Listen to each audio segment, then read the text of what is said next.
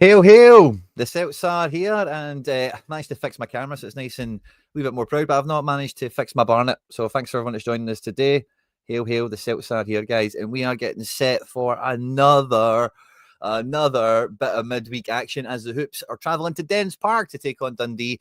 In the stream, in the video today, we're going to be touching on a few different topics. I have only watched the first 6 minutes of the 17-minute press conference. We'll kind of have a wee live reaction session with that, as well as go through the predicted 11 that we're going to see in this game, as well as a few other talking points that a few of you guys are going to be throwing at us as well.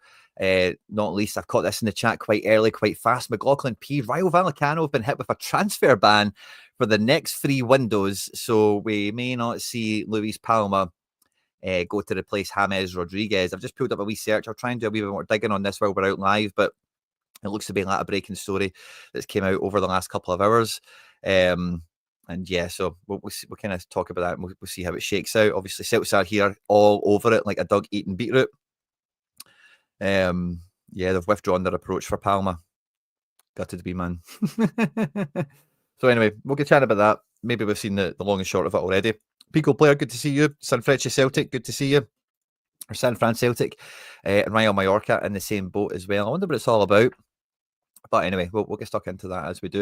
At any point in the video, if you're watching this after we've been live, or if you're joining us live, of course, please do hit the subscribe button, get into the comment section or the live stream, let your thoughts and feelings know, score predictions and all that good stuff, big predictions for the game tonight.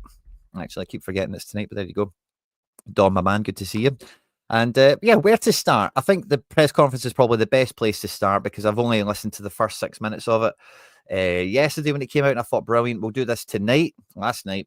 But you know, I've got a few mini quinnies in here who are not feeling too well, so kind of spinning the plates and juggling as best I can. But I thought, hey, let's just go live this morning and let's just go and get stuck into everything that we would do. I planned on doing the press conference like reaction video or whatever yesterday, and then I predicted 11 video today. So we're just going to try and amalgamate all of it then together in this little session. Hopefully not on longer than like 40 minutes or so.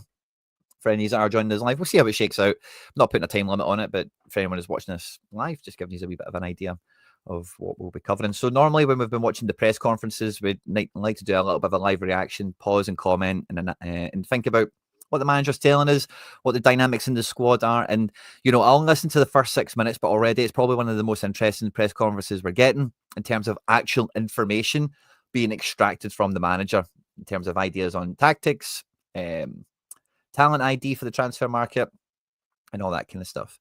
Ian, good to see you as well. Hail, hail. Drop the hails in the chat, get the fist bumps, get the clovers in there, and all that good stuff, guys. If you've caught this press conference already, I hope you enjoy watching it with me again. And if you haven't seen it already, then let's get stuck into it. Brendan, how's the squad looking heading into this game tomorrow night?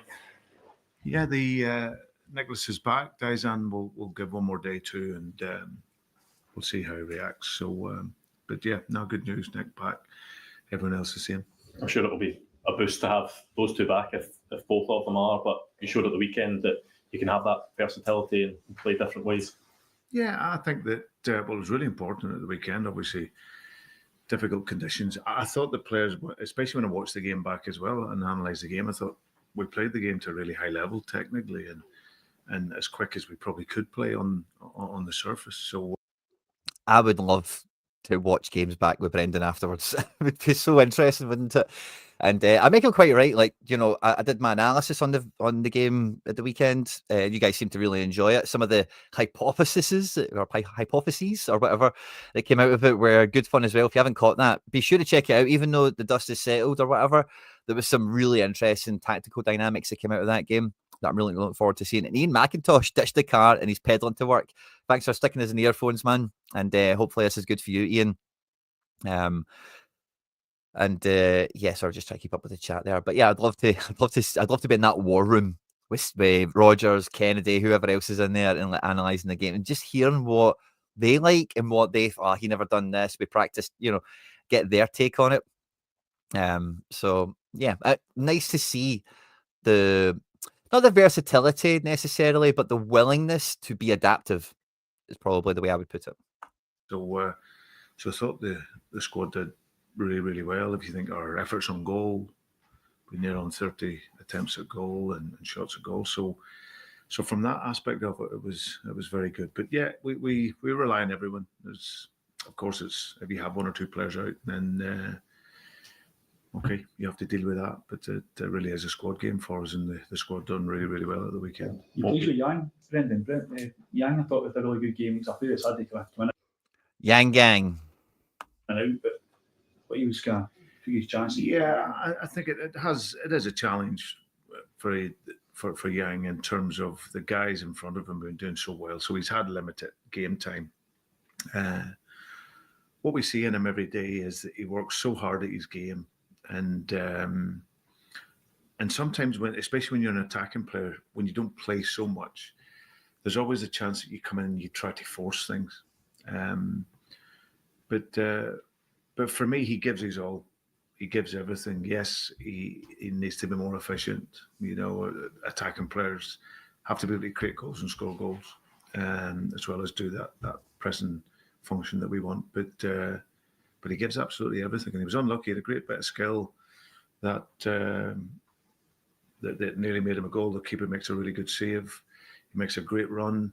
You see his desire to get into the position that leads to the penalty. So in terms of effort, he gives absolutely everything, and he did well at the weekend. Is he one you think you can develop? Or you want to develop all the players, but given what you're talking about, is he someone you... Great question in here, by the way. Love the just kind of zone in a bit more. Like Brendan, spit it out. Where is this guy? What's his future? What's the pecking order? What's the thoughts? What's the situation? Great question. You think you can get to the next level? Well, that's just time and patience, and to get anywhere as a player, that mentality also. So listen, we will always work and give our best to all the players. It's just what their talent and how that accelerates, going forward. So but he's a young guy who's adapted so well to coming over from Korea and speaking English now, translating with the players. Is huge testament to him. He's a really, really good kid. And then, as I said, but we have to look at it. But at this moment in time, the player's out. He's coming in and working very hard. What do you say? Bit of an understated element. I think we gave a lot of the Asian players a lot of latitude on language and culture barrier early on.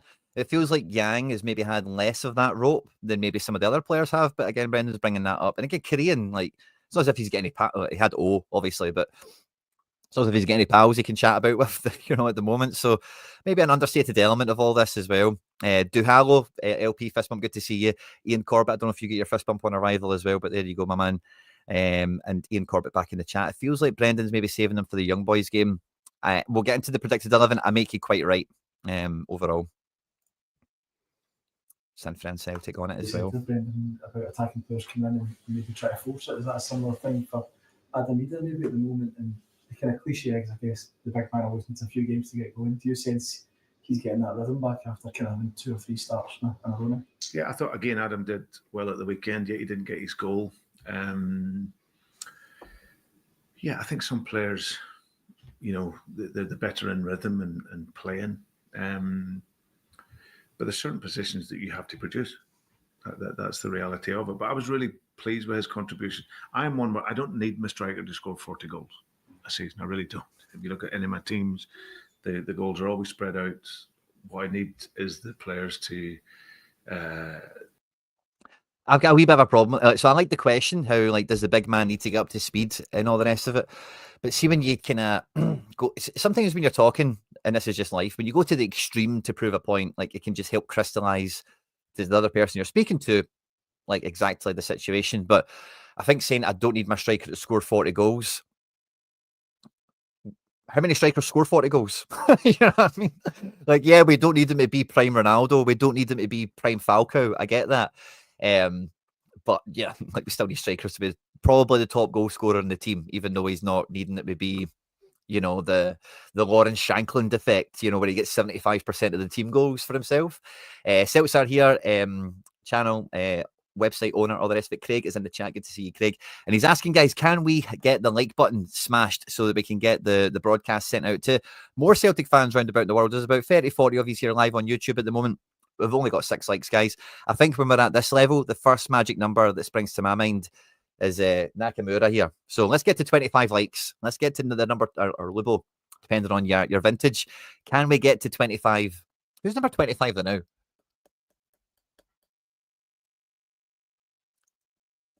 Who's number 25 the now? Roughly translated, it's a no to Yang as an immediate first choice. Yeah, I kind of get that as well, Dom. I get that as well. I just made it 7. 7's a magic number as well, but it's a bit too low. But love it, Monty. Love it. We're flying up, guys. 16 already. Can we get to 25? That would be absolutely smashing. Monty, good to see you. And yeah, Big Dom, I love your Brendan translation. I think you're pretty on the money there, where if we had someone else, they would play over Yang. But Yang is doing, like, Yang is not, it's not that he's, I don't want to say subpar. He's not subpar. Is he par? You know, I think that's the gauge that we're all in at the moment. Brendan's saying he's doing all the, what we spoke about in the breakdown videos, like the soft skills, you know, he's doing all the kind of underlying stuff. And like I was mentioning in the breakdown, all Yang needs is a cutback or two to go his way, or a tap in or two to go his way, and everyone's perception completely changes, you know. So patience, all the words Brendan said, I'm with you there. But Big Dom, great translation there.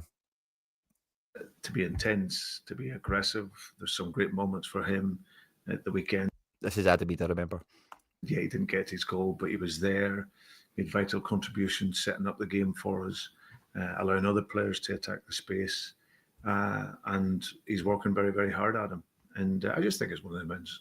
It will drop form at some point. But if we're scoring 4 goals and your striker's not scoring, then you will take that. Is that something you speak down about as well? Because obviously strikers, they love scoring goals, don't they? Mm-hmm. Nah. Is it affecting him, maybe, that kind of thing? Or is it? No, I don't believe so. Well, he's certainly, I think his own personal... I don't believe so. Self and your own self-pride, you want to score goals. You want, you know, as a striker, that's why you're there, to create goals, score goals. But for me, as long as I'm seeing the work rate and the intensity and the mentality, then I'm really happy with that.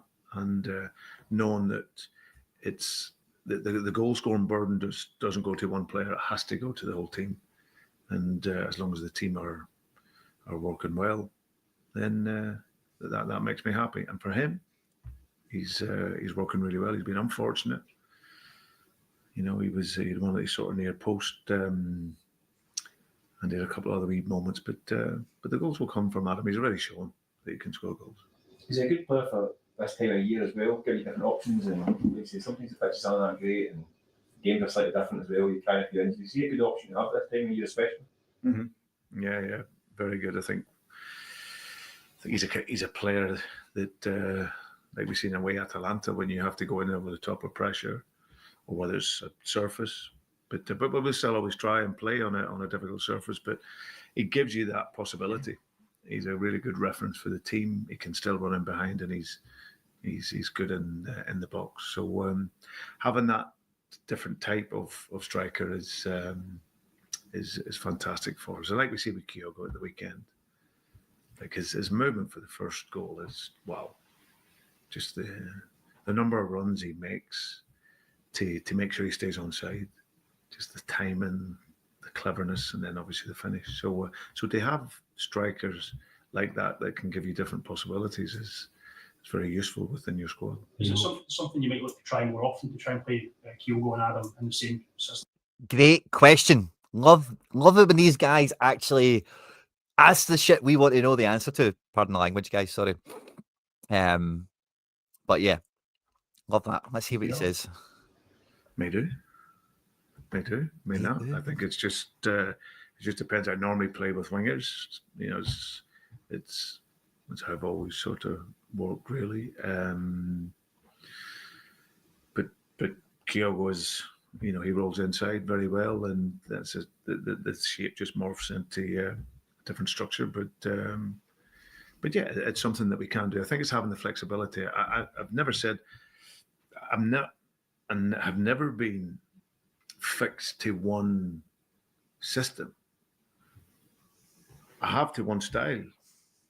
And the style will always be the same, and the principles, but the actual system I've always been flexible with how the teams have played.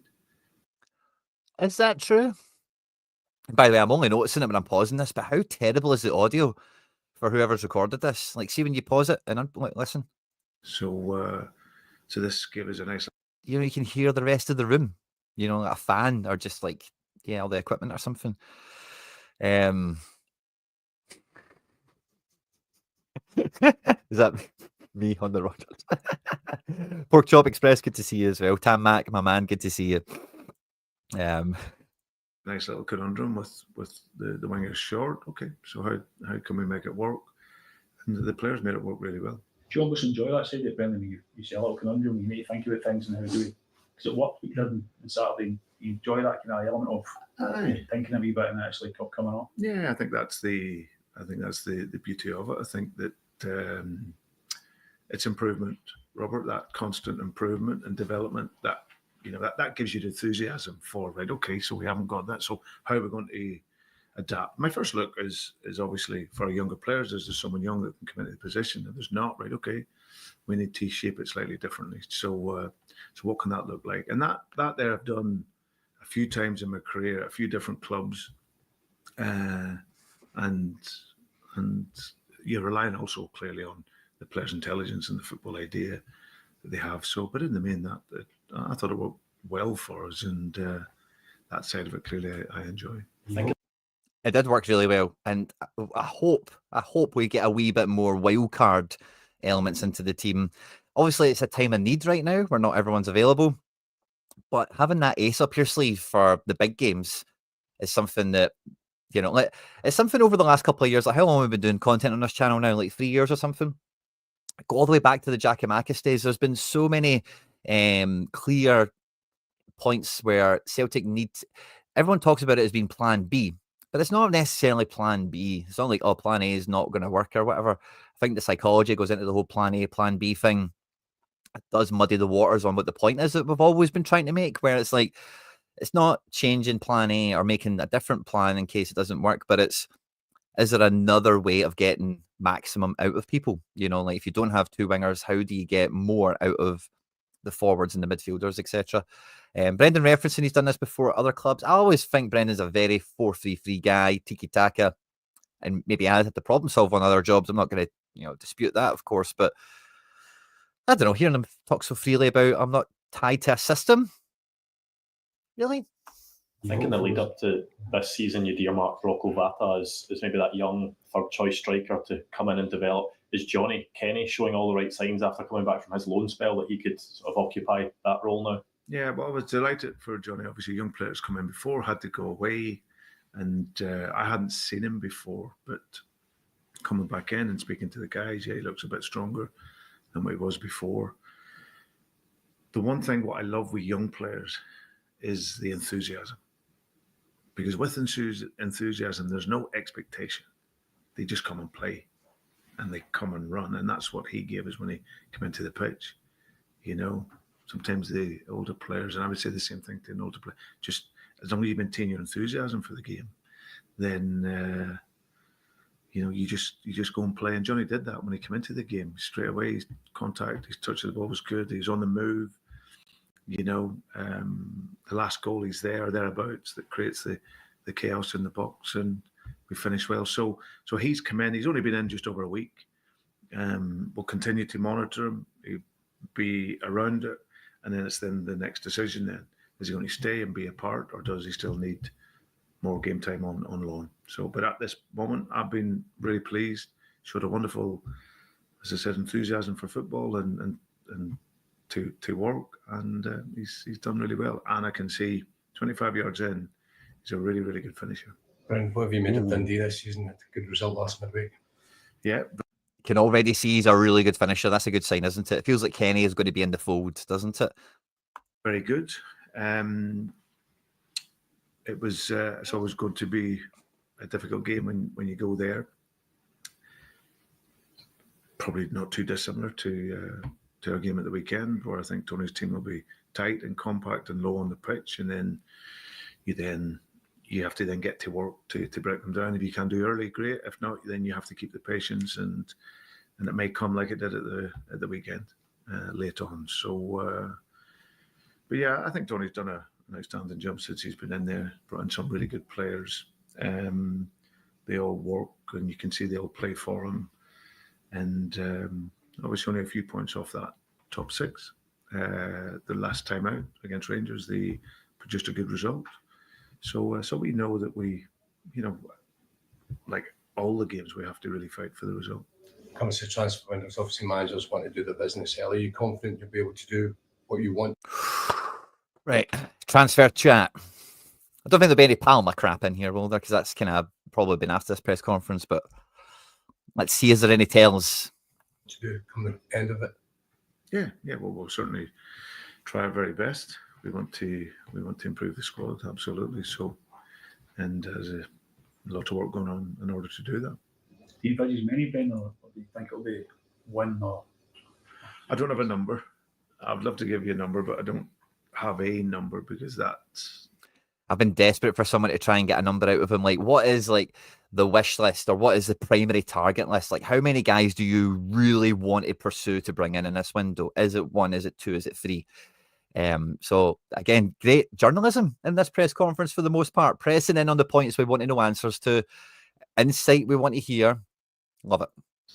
We may want to, but it might not be possible. So, but we certainly want to add to the squad and give it a freshness, and it'll hopefully help us going forward. Lewis Palmer's been linked again with a possible move away this January. Is he someone you maybe need to look at with his future, just given the fact that he's maybe not had as much game time as he would have wanted this season? Yeah, he's a player that obviously I spoke to him just the other day, Louis, and he's a great guy. Everyone loves him here. We love him. He's a brilliant lad. Works hard every day, trains every day, and probably not getting the game time of what he would like. So, but again, we have to weigh everything up. Our first job is to look after our own squad, make sure that's ready, and by the end of this month, set up for the challenges for the rest of the season. And then if that allows some players to go out, then that can and may still happen. But I don't know if I'd say he's been uncomfortable. Maybe coy around some of the Yang situation and Ida and stuff like that, but uncomfortable. He seems quite, none of these questions are really that tough, are they? But fair enough. Like he's definitely a wee bit. He's not dropping bombs, is he? He's not giving us banter. He's not he's definitely a wee bit. I get where you're jiving with Dom. I get you. Yeah, but at this moment in time, he's here and a part of the squad. Is he back? Is he back home for a few days? Is he back here now? Or is he? No, he's back. He's here now. So it was just something that happened overnight, and I could see. I sensed with him the feeling, and then to sit on a coach 3.5 hours going up north probably wasn't going to be the best. Finish that sentence, Brendan. To sit on a coach for 3.5 hours to go up north, to not play any minutes, to then get the 3.5 hour coach back. That's really what you've done here, isn't it? And I think we all kind of get that, fair enough, give the boy the day off. The best thing for him. So I just gave him the weekend, be with his family, and then reset again after the weekend. So he's come back in, and sad time for him, losing both grandparents so close. But he's ready. Yeah, thoughts and prayers with the Palma family. Hard thing to go through. To go again, and we'll be part of the squad tomorrow. Brendan, you're praising Kyogo earlier, movement for his first goal, scored a couple of goals. We spoke to you last week about that issue with MLS, which was then nipped in the bud. If at all aware of it, he clearly isn't fazed by any kind of speculation about his future. Is that Kyogo? Yeah. Well, I think you can see he's. I can see on a daily basis. It's people will always look into something.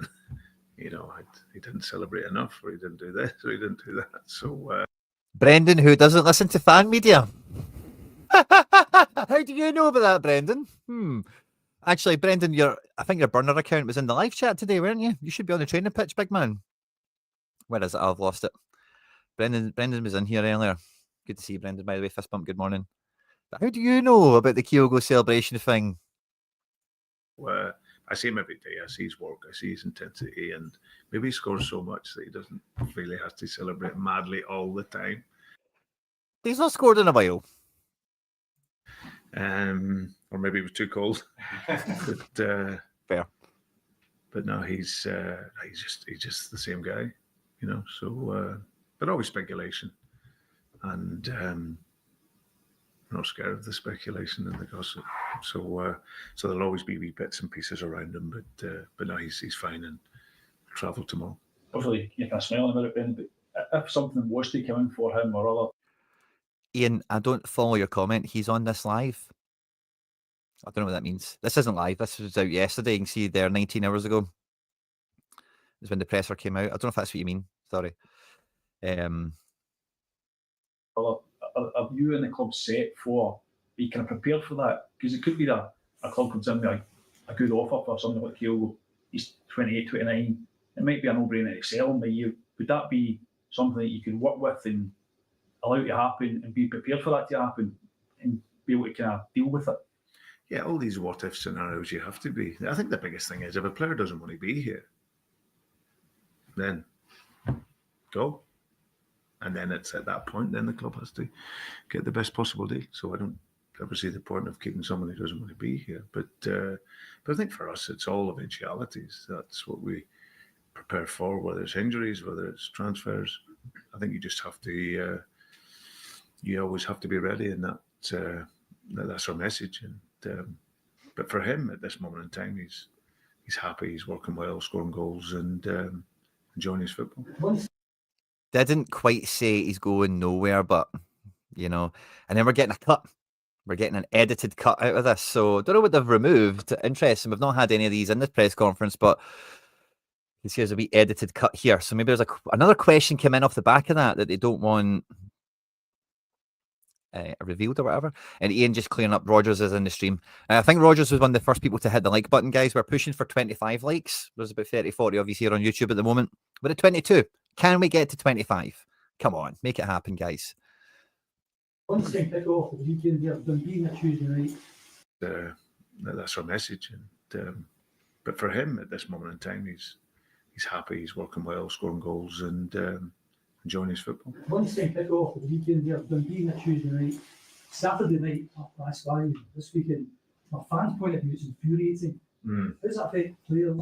Managers, you time for the old days of 3 o'clock kick-off on Saturday and 7:30 away.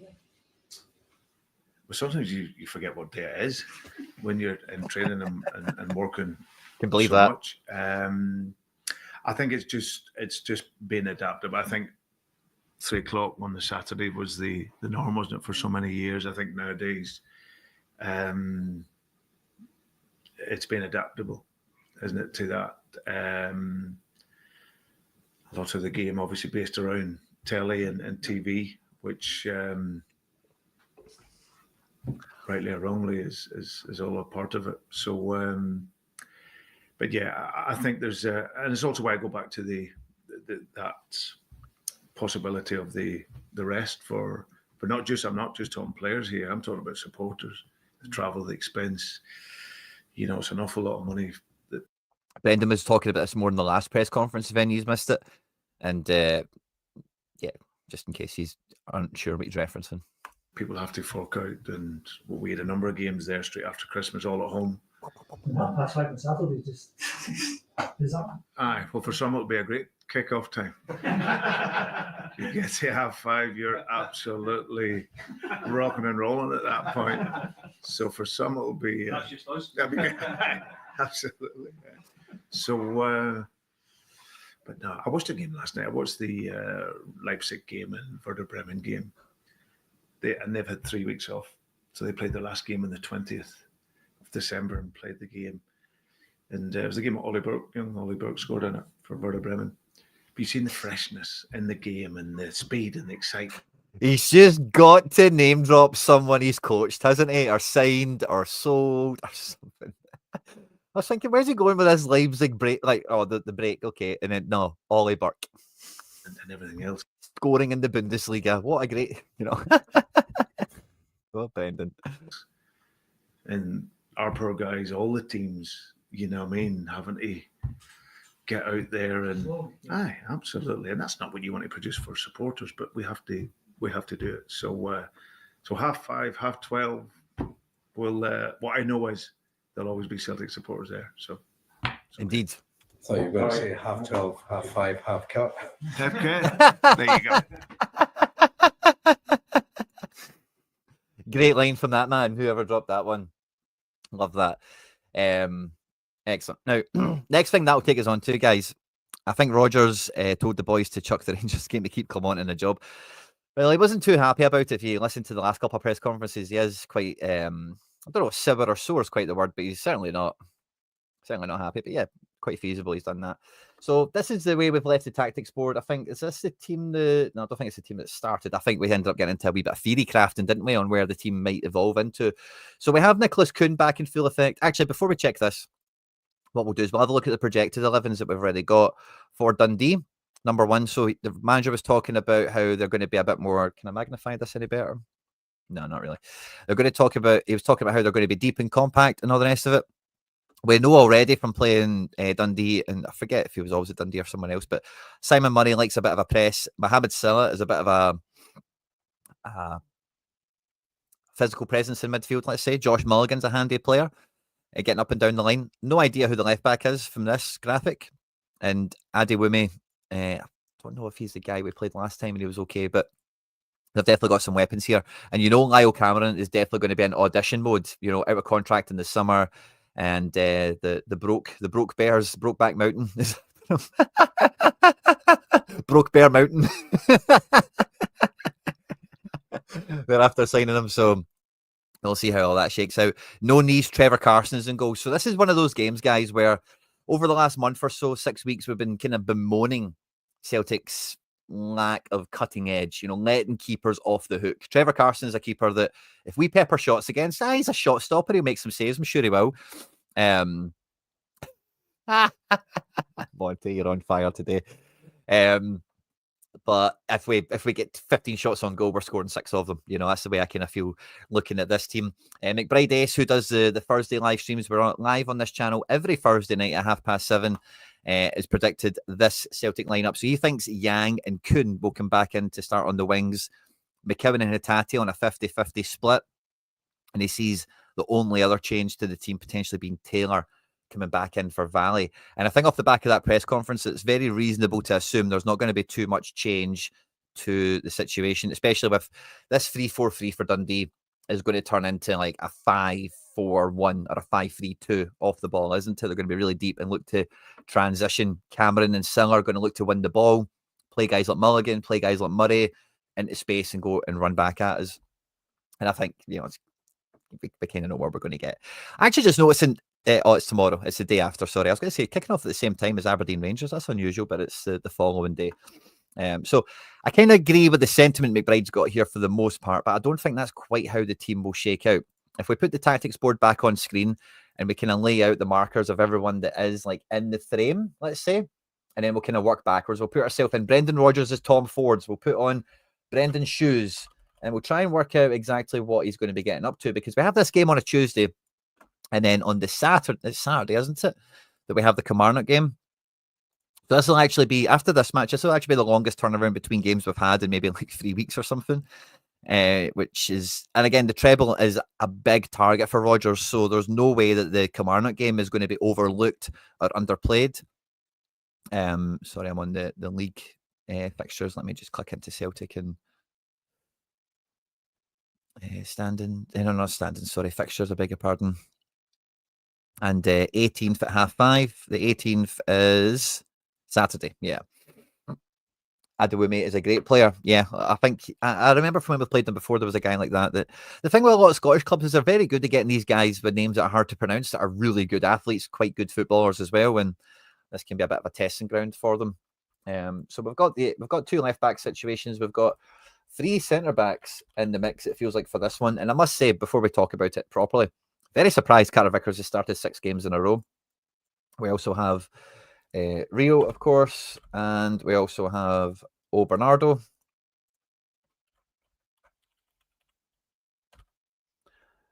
We've got Adam Idea. That was melting some people, by the way. Mark Patrick Rea calling him, what was he calling him? Idea or whatever. That was killing some people, wasn't it? The comment section. So there's about 10 comments like, why is he saying his name like that? Make it stop. Orshan under 21 player on loan from Burnley. Yeah, these guys that come up on loan from Burnley and these other places always look pretty handy in this league. And they always use the games against us and Rangers as like shop window audition time, you know. So I think Christoph, good to see you, my man. Ona Permo as well, fist bump, good to see you. Love to see you all in the chat, guys. So this is the kind of the players that are in the mix. Now I think Alistair Johnson is quite safe. We'll start with centre backs, okay? We'll leave the fun stuff to the back end. Do you know, I said this to McBride afterwards, as I couldn't believe that Vickers is it he's on 6 games in a row, is it? Did I just say, or is it 5? I beg your pardon. Because of his injury worries over the Celtic career, it's very rare he's had a strong run of games put together. If you look at Vickers in particular, let's just see how it does shake out. This doesn't include cup competitions. This only includes League and Champions League. But if we go Celtic, let's do all. I suppose he has had really strong stretches in the past, but there's not too many big stretches where he does get, like, what's this here? 1, 2, 3, 4, 5, 6 games in a row. And these games are like, yeah, every weekend at that time. It's not midweek weekend action. Nice big stretch of games here. He's played all the time. And we're going every 3 days, bit of a gap. Yeah, bit of a gap. Yeah, so this is like quite staggered out. I think when the fixture list has been this congested before, he is normally missing games here and there, as we see. He's missed the Feyenoord game, missed the Rangers game. I think we remember all that from last year. I was rather surprised to see the big stretch of games he's currently on at the moment, because Vickers generally does either through unavoidables or through design gets kind of taken out. But yeah, 1, 2, 3, 4, 5, 6 games, and the Motherwell game was like Boxing Day, wasn't it? So you're talking like 5 days to you're talking about 19 days. He's played 6 games at this point, and today would be the 7th game. So that'd be 7 games in like 19, 20 days, something like that. So coming into this one, like I really expected this to happen in the last game because it's Ross County, not Dundee, right? But I would really expect Scales to come back in. What we've seen at the back end of the Ross County game was Scales coming into left back, which him on the left of Trusty. Like Trusty's played on the right side of the defence when him and Scales have played together. That might have been a little bit of a foreshadowing, a little bit of a handover situation into this weekend.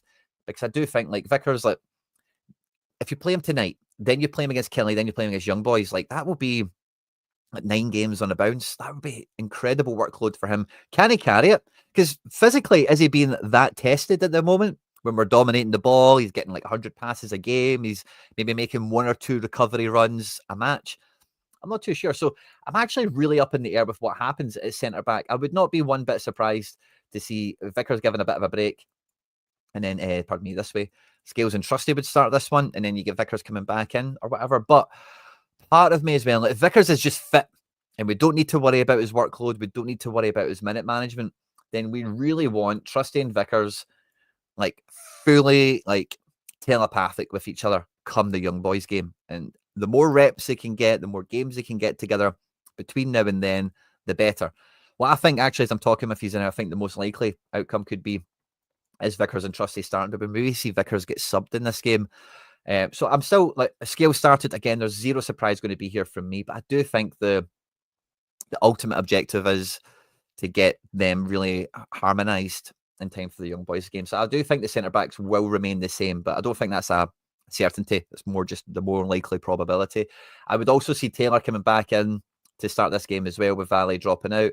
And again, similar to the fact that Taylor got a bit of a break or there's some rotation on the go there, that was one change in defence.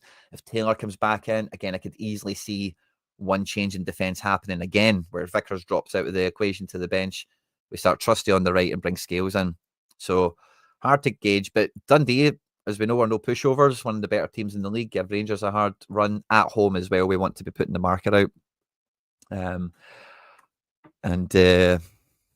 don't get the Lego joke, sorry. When will Silasalo get a chance? Last games of the season, probably.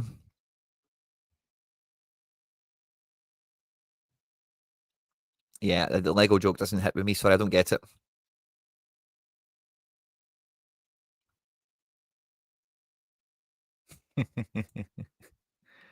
Oh, I get it. Glenn, fist bump, mate. Love that little anecdote.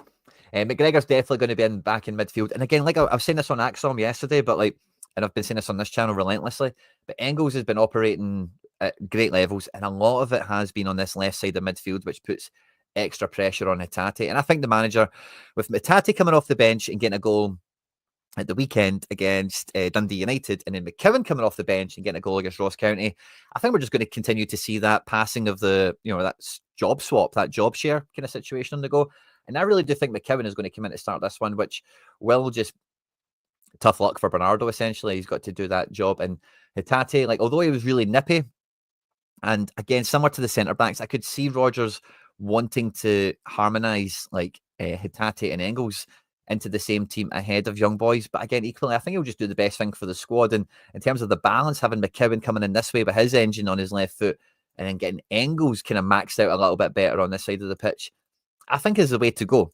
And if Rodgers agrees, which I think he might, I've got his Tom Fords on, so I know how it feels. I've been living his body language as well on the show today. So I'm just trying to get into that headspace, I think this could be the midfield that we line up with. Again, Hatate and McKeown is very 50-50, similar the way I see to Vickers and Scales in a roundabout way. But I think Hatate off the bench scored, started. McKeown off the bench scores, probably comes on to start this one, doesn't he? So I think that's the way it will shake out. The real headaches and the conundrums is up front, because Kuhn is back in training, right? Daizen, they're going to check him out today. Now, I think we've had this kind of thing with Daizen before, and he can just come straight back in because he's I don't know what the word is I'm trying to say, but you know Daizen as well as I do, the guy that's miraculously recovering himself from injury. And that's it. Did he? It's just funny, isn't it? So I actually think Kuhn, unless he's tip-top fit, because it was 50-50 for the last match, and it was hey, let's just not take any chances, just stay at home, chill out. It could be totally fit, and similar to what I was saying with Vickers, we might just start Kuhn, get the result beyond question, take him off. Could see that happening as well, of course. What I think is more likely is Daizen and Kuhn are going to be on the bench for this one, and we're probably just going to see the same front three that we had start the last game start again, because in this game, really, Dundee are a hard opponent, like I was just mentioning. We're miles ahead clear in the league. The more important thing is the next two games. You need Daizen, you need Kuhn. The $6 million man, we can call him that, of course. Did we pay $6 million for him? That would be fun. I know it was a couple million quid, but I wonder what it is in dollars.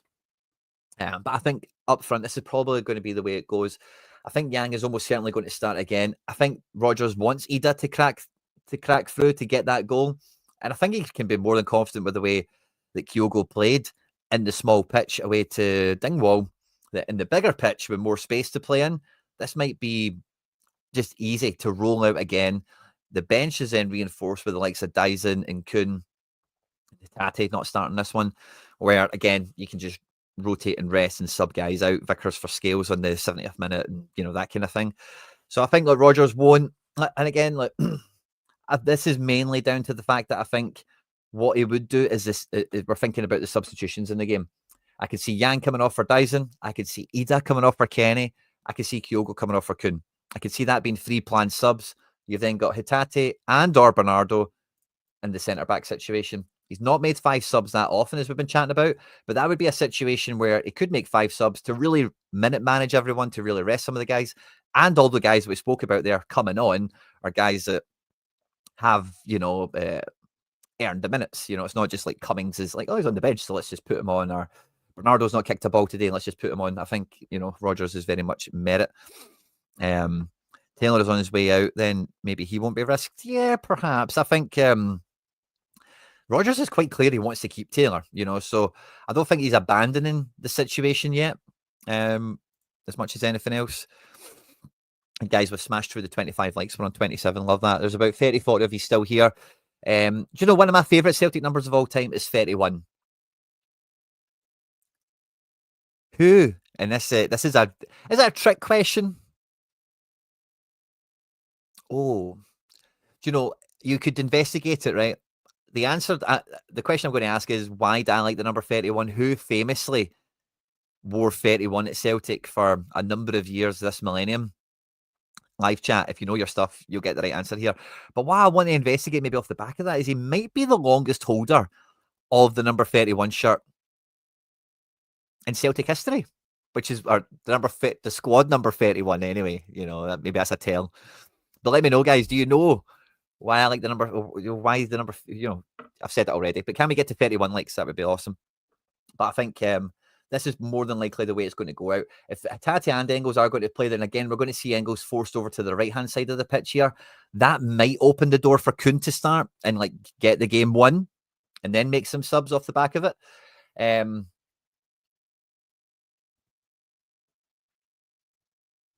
But yeah, I find it hard to imagine like Kyogo coming on for Kuhn or anything like that. I think like with how thin the wingers are, he's probably going to start with the wingers as we've had them, and then you've got the strength options to come off from the bench to, I like the number 69. I bet you do, Monty. But yeah, if anyone in the comment section after the video's been live as well, feel free if you know the little brain teaser there. The number 31, who wore the number 31 through, you know, who I want to say who's held that shirt the longest or that squad number the longest, but I don't know if that's factual or not. I would need to dig into it. I'll let you know in the next video if you don't get it in this one.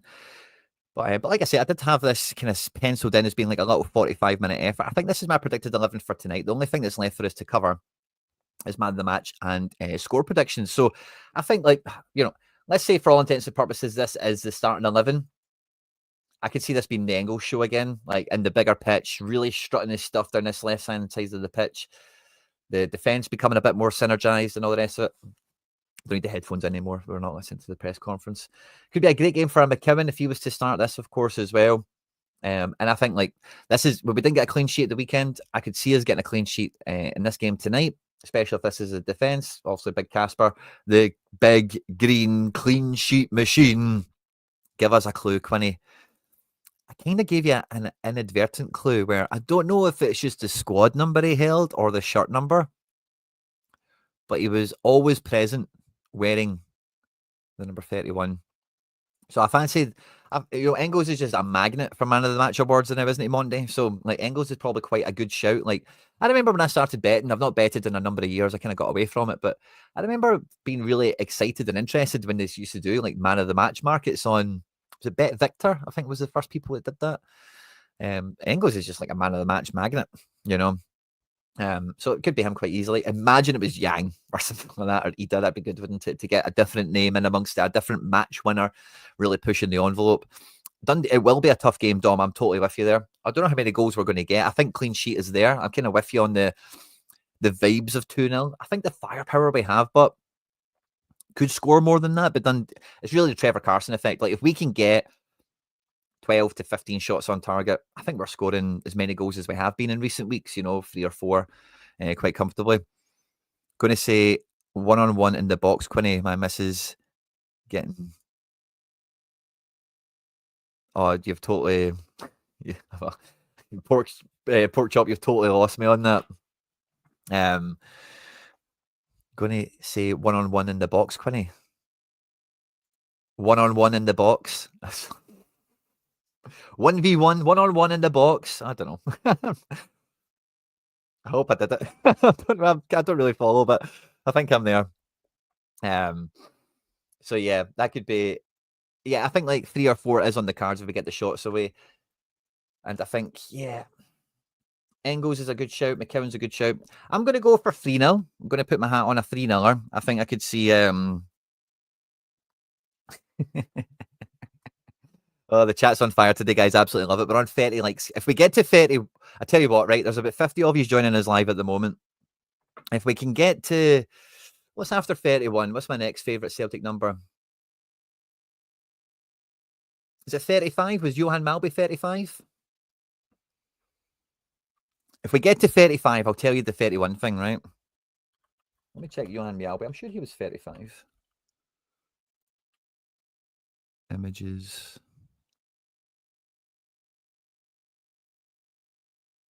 Aye. If we get to big Johan's number 35. Oh, do we go for 42? Hail, hail from the Coliseum. Love to see it, Ross Murphy. Thanks for joining us, mate. Don't mind the 42 effort, but let's say a baby step. But about 50. Oh, there's a bunch of you joining us now, guys. I don't know. I don't know where you've been all morning. Quinny, if Dundee score, I reckon that'll be, yeah, probably a good shout. I think Mulligan, by the way, is a bit of an undersold player. Mark Patrick Ware was highlighting him on the Thursday, and he's a player that has caused us problems in the past. So he could be a kind of wild card for them as well. But we're at 35 likes, guys. Okay, so let's try and get us to 42 now, right? We're at 35. Can we get to 42? We've been going through the predicted 11. We've been going through Brendan Rodgers' press conference.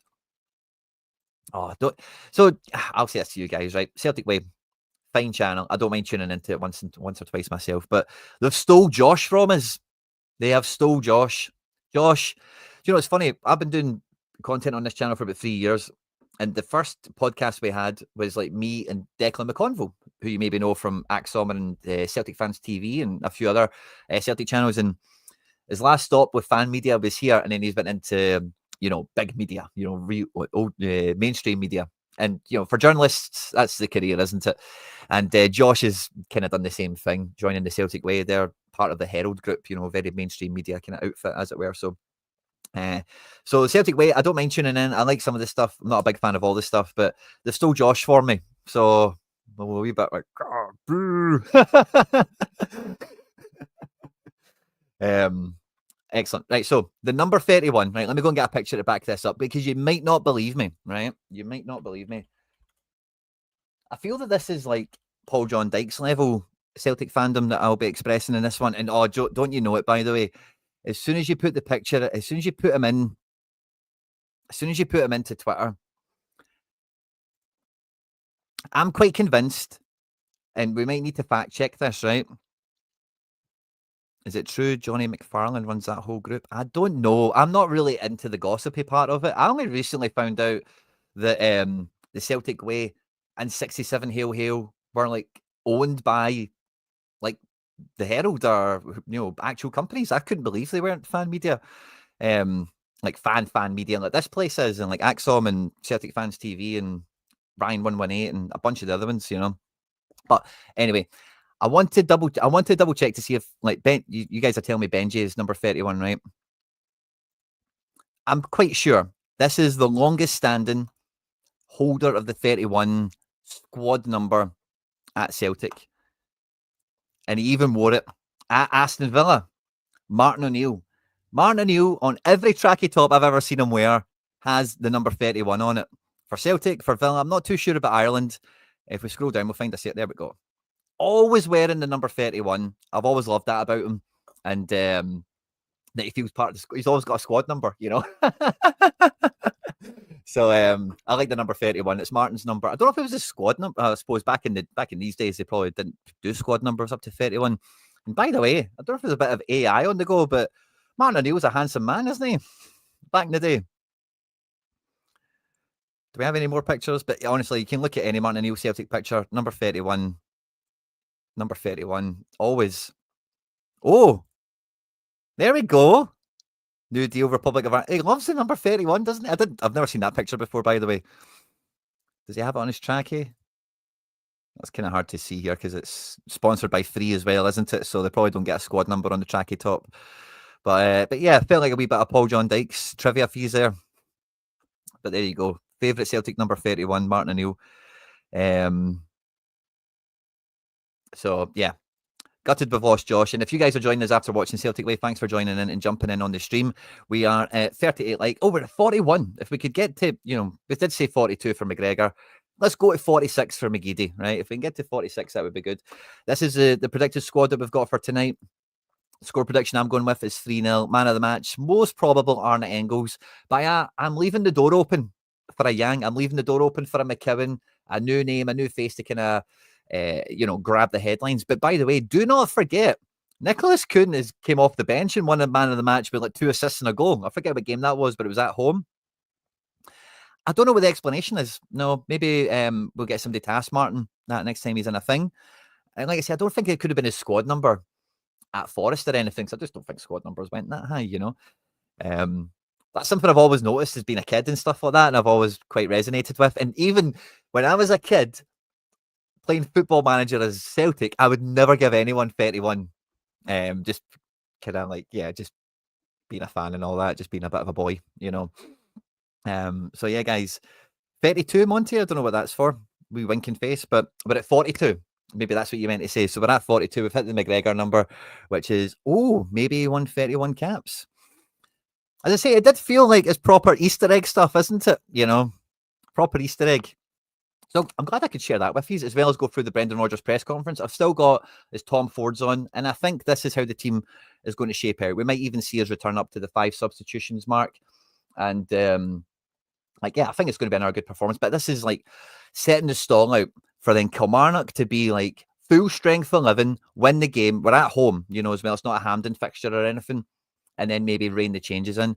Because the Young Boys game, what day of the week is it actually? Let's go and have a wee peek at that before I love yous and leave yous.